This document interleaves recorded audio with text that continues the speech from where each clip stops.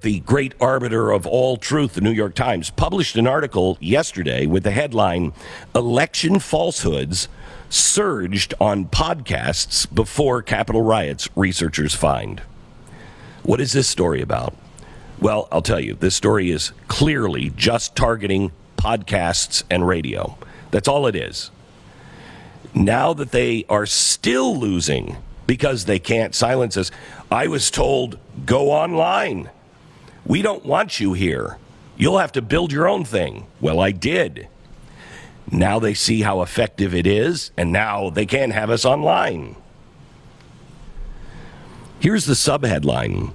A new study analyzed nearly 1,500 episodes showing the extent to which podcasts pushed misinformation about voter fraud.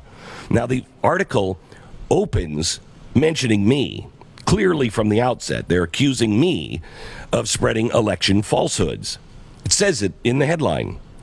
It's a pretty serious charge, accusing me of lying to this audience about the election and voter fraud. So with that in mind, I want to read the opening paragraph of this article from the New York Times. Weeks before the 2020 presidential election, the conservative broadcaster Glenn Beck outlined his prediction for how Election Day would unfold. President Donald J. Trump would be winning that night, but his lead would erode as dubious mail-in ballots arrived, giving Joe R. Biden Jr. an unlikely edge. Now, the next line is a quote. That's something I said on radio in 2020. Quote, "No one will believe the outcome because they've changed the way we're electing a president this time." End quote.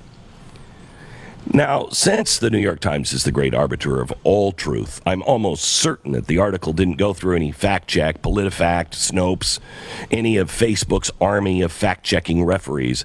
The New York Times has one of those get away with our version of the truth scot-free cards that they can play at any time.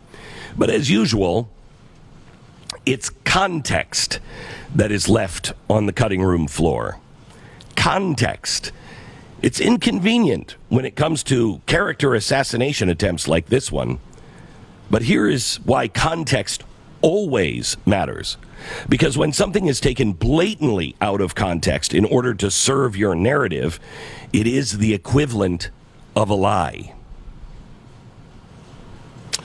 Before I get to the context with the New York Times conveniently left on the cutting room floor, I should note that there's a new study this article references, and it's from the Brookings Institution, a century-old D.C. think tank. Now, if you don't know who the Brookings Institution is, let me tell you, it is noteworthy that the former Brookings Institute analyst named Igor Danchenko, do you remember who he was, Stu? Igor Danchenko. No, I don't remember the name. You know the name, though, right? I mean, it sounds familiar, but I don't remember what it was tied to. Mm-hmm. He was the man who claimed to have knowledge about cooperation between the Trump campaign and Vladimir Putin. He's the guy that's just been indicted. Right. Igor Danchenko. That's right. Okay? That's right. He's the guy who passed the information to Christopher Steele. Now he's been charged with lying to investigators about the information. That guy came from the Brookings Institute. It's also noteworthy that the donors include the Bill and Melinda Gates Foundation, Facebook, Google, Amazon, Microsoft, Comcast, NBC Universal, BlackRock Financial, the United Nations Foundation, the Embassy of the State of Qatar, and dozens more. So it's not really a credible operation.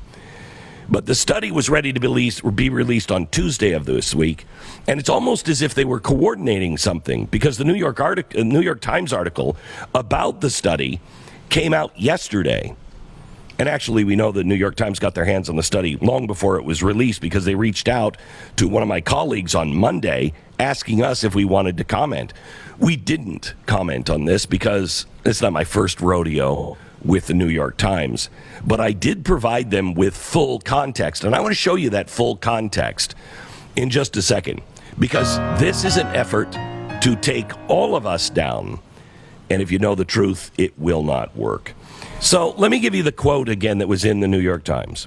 "No one will believe the outcome because they've changed the way We're electing a president this time. And they're saying that I was saying that Joe Biden is going to claim he wins, and then we can't believe it. That's what they're claiming I said. Okay. Scary, if that's what I meant. The New York Times hopes that's what I meant, but then when we corrected them, they ran with the story anyway, even though they know that's not true. Because here's what the Times forgot to mention. The quote was pulled from a segment in which I was talking about the report from the Transition Integrity Project. Do you remember that? The project got a ton of media coverage, mostly because it predicted the end of America in all election result scenarios, except Biden winning in a landslide. So here's what I said on September 10th, 2020, when that came out. Listen. Brooks has conducted war games to play out a range of Election Day and post-Election Day scenarios.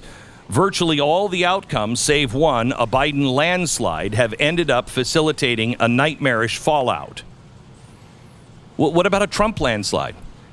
I've been telling you only a landslide will do it. A landslide of Biden or a landslide of Trump. Otherwise, they have set this thing up that no one's going to believe the outcome. No one will believe the outcome because they've changed the way we're electing a president this time. So now, wait a minute. So am I hyping the Republicans up to go out for violence? Or am I saying that it will take a landslide for either Biden or Trump? A landslide will be the only way that you'll be able to believe it. That's an incredible. Now, that's legitimately incredible. I mean, usually they'll take something out of context and try to make it look like it was something that it wasn't. You're actually commenting on what was essentially a left-wing report. Like, yeah. It's not. And we told them when we talked to them, you run with this, that's libel. That's libel. And you better attorney up, New York Times, because that's libel. That's not what I said. You knew it. We talked to you about it. We gave you the audio, so you knew the context, and you did it anyway to libel me. So anyway, such a timing of it's such a strange thing too. I mean, like, you know, they are obviously trying to go after now podcasts. They've gone out and tried to ban everybody from social media. They're done with that. They're going after podcasts and other things now. And that's, you know, very much in the normal left-wing playbook. Right. We're used to that. But, you know, of all people, like, you've done dozens of events where all you do is preach about Martin Luther King. I listened to, just to go back to listen to some of it, to your January 6th morning program before the actual events of that day occurred, and you're saying don't go out and cause mayhem in the streets. You literally are advising the morning of January 6th not to do what wound up happening. And you did that for 10 years previous as well, consistently all the time. And then they try to make you out to the face of the insurrection. It's completely insane. It's as if they have never listened to the show in their entire lives. Well, they haven't. What more importantly, you cannot listen to the New York Times. Libel.